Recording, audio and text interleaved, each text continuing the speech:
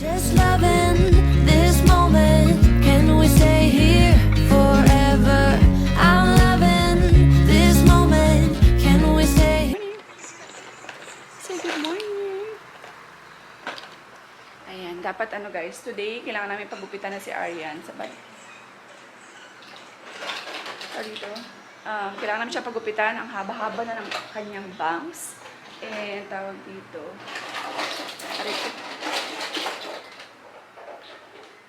Alam mo, maaga nagising ngayon si Aryan. Nagising siya ng mga ayan. So, yung kusina, kakagising lang kasi namin yung kusina, wala akong problema, malinis. Kasi, pag gabi guys, before ako matulog, ayan, ako nababothered sa akong herba. Ayan. Before ako actually natutulog, yung kusina talaga yung nilinis ko guys. Bahala lang magulo ang sala. Basta yung kusina, gusto ko pagising ko, walang hugasan, walang, alam niyo yun, ito talaga nagpapaano sa akin yung kusina. Na uminit ulo ko, basta magulo ang kusina sa umaga talaga. Lalo na ngayon, na ako na lahat, diba?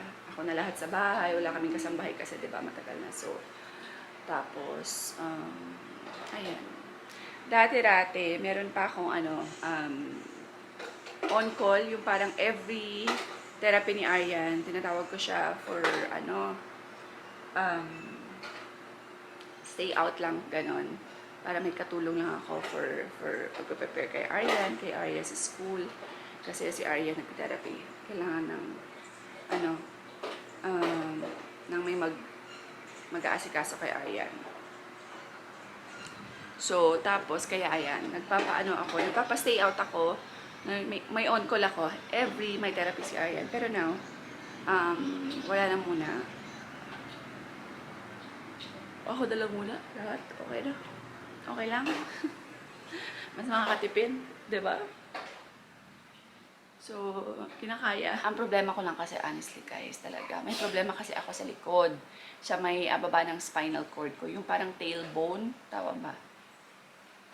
Tailbone, sa spinal cord, hindi ko alam kung anong tawag doon, basta yung pinaka part na yun, balakang, kumbaga sa Tagalog. So,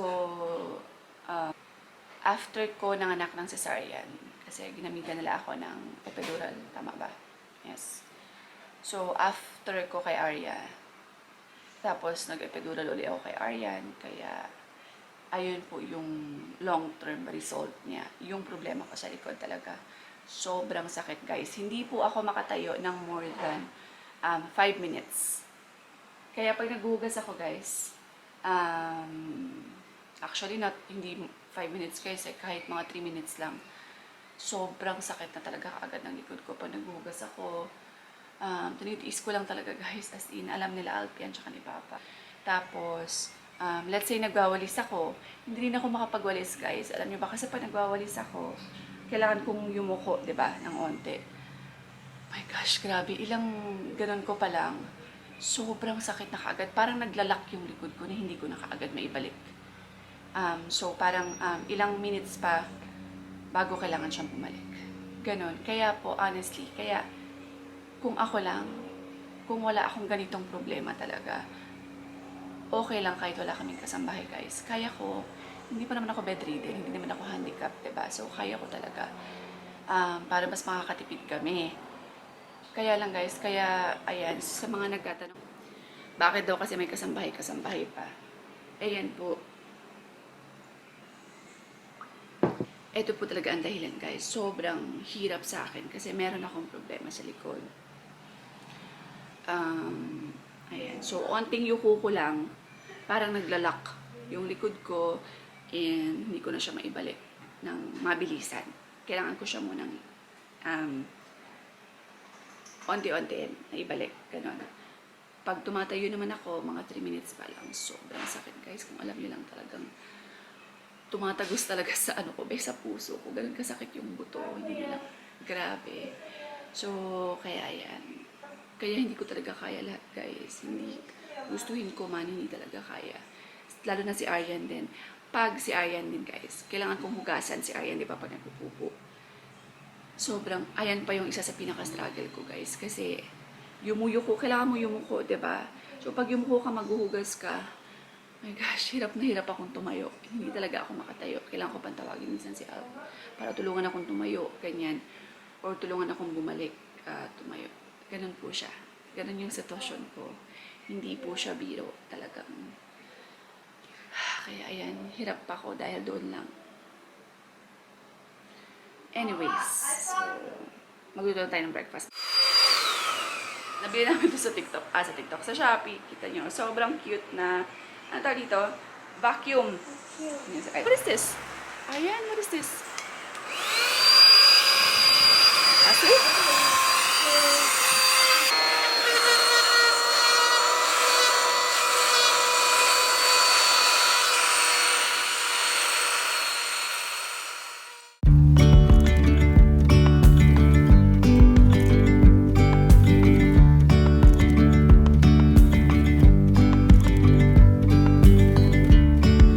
Yesterday there was sun and there was rain, beauty in the mundane.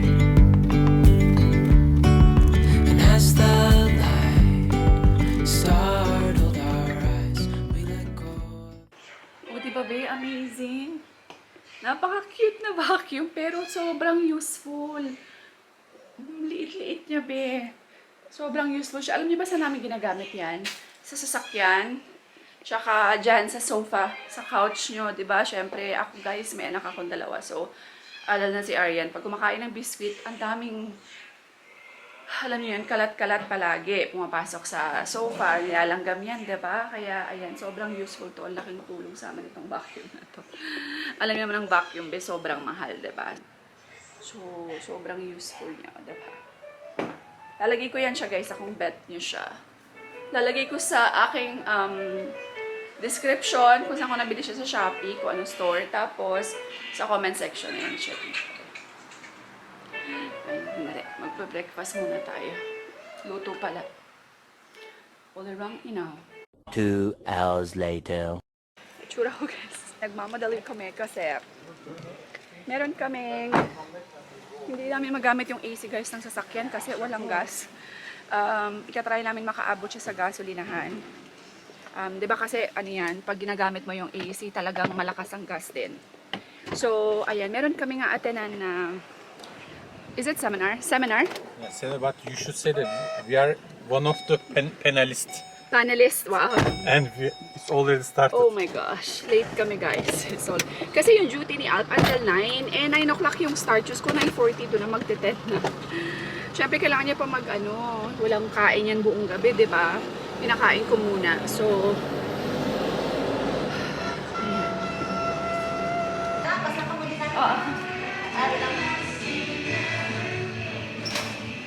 first honor. Ano ba yung itsura ko? Let's go. Daddy, can you bring this?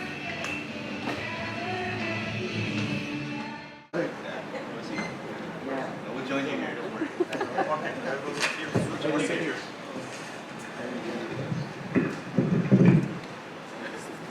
Okay, again, what was the most challenging part of your journey so far in parenting your child with special needs?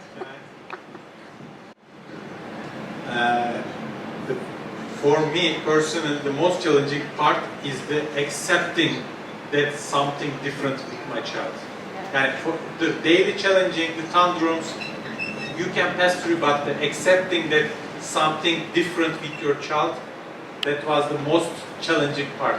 Yeah, from denial to acceptance, that part is the most tough of my life.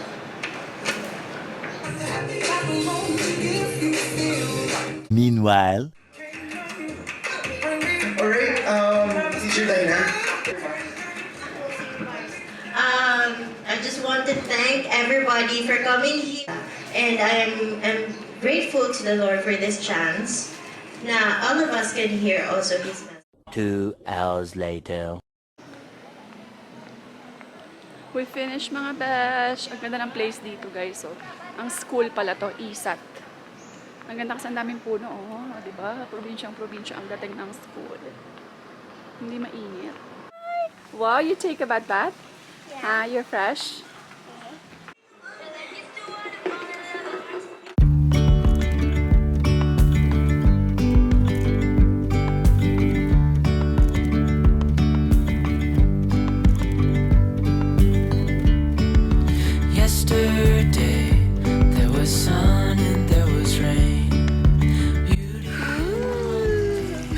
Guys, ang ganda nito, oh, in fairness. Change mo siya. This one like that. Tapos ito, iba na naman ang ang purpose. Tapos ito, ang function niya, iba na naman. Oh. Tapos ito, iba din.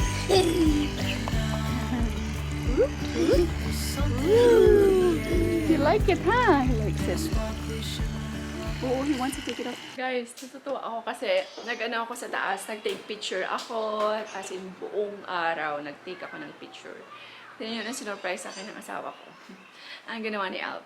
Gumawa siya ng coffee corner para sa akin. that at least wash the dishes part here, Jojo. Huh? Yeah, sabi ko, I'm sure after I take picture, I will have some dishes waiting for me to wash. Sabi ko na kung may hugasan ako, ang likod ko na naman. Sabi ko, ashkem, pwede mong ashkem kasi guys pala sa Turkish is mahal. Sabi ko, pwede mong pahugas yung pinggan while nagtitake ako ng picture para pagtapos ko, alam mo yun, wala na akong hugasin. Kasi take ng picture guys, sakit talaga sa likod, diba? Tapos sinan nyo anong ginawa yung extra. Tatan! Oh, diba? Nilagyan niya nito guys, so yung sticker Leftover stickers. na, ang tawag dito, wall sticker na white. Tapos ito rin, leftover stickers din yan sa kanyang And also tawag dito, table sa taas. Ganda. leftovers. Also, it was broken, about to be Ito thrown. na. Ay. Ito, leftover, what's that? Lampshade. Lampshade. Ay, ang cute to. Kailangan ko na lang bumili ng ng tamang lalagyan ng mga coffee. Kasi ito na yung lagay ng coffee ko, guys. So, di ba, naka-plastic lang. Tapos ito yung sugar. Ito yung Cerelac ni Arya. Tapos mga Milo. Wala pa akong proper, dapat. Ito galing kay Tita Tess. Gift nila sa amin ng Christmas. Ayan, at least. What are you doing? To make a hole? Bubbles, yeah. No. If you make Make like bubbles. this, the bubbles will go. Ganda. Meron na akong meron na akong coffee corner. Choo-choo. What? Do Do you know how cost? How Zero. much it costs? Zero. Lamp, I find home. This one I find in the, what's this? About to be thrown. This is leftover. What's this? Yeah. This is 100 peso. 10 meters. Yeah. So I'll just buy some, And coffee. also this is, Nice. also I find that. I will put here coffee, stickers. Yeah. Coffee corner. Maybe this one sticker or just. No, okay. Hindi siya mapakita kasi nakamabad siya sa taas. Thank sa upper you. part. Thank you all the hidden For husbands. details. Thank you for all the hidden husbands. Adobo. Hindi pa ako nag-lunch kasi guys, oras na 2:30 na. So, sabi niya gusto niya lang daw ng iced coffee kapalit nito. Sa gawin ko siya ng iced coffee. Gusto niya kumuha ng iced coffee ng Yeah. Lola. Ba, ang pak, daddy chokuzalo. Tapos guys, Of course. dito, gusto ko rin itong palitan guys. So, ito kasi hindi sa amin yan. Actually, kay Joy Joy yan siya. Lumang dishwasher ni Joy Joy. color? Tapos, no. Tamam, I will buy something. And then, kasi sobrang, wala na siyang cover guys. Talagang pinapasukan na rin siya ng ipis. So, ayan ang gusto kong palitan din. Hi!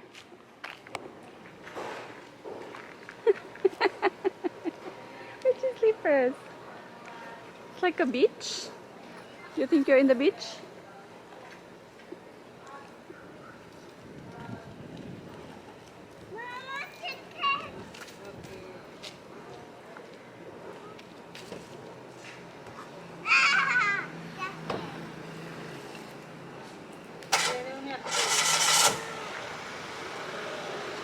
Come. Dirty, dirty. Hadi, go, put your slippers. Ay, it's dirty. Hadi, let's play. Let's wash, Daddy. Wash. One eternity later. So yun mga besh, end ko na tong vlog as usual. So, anong tawag dito?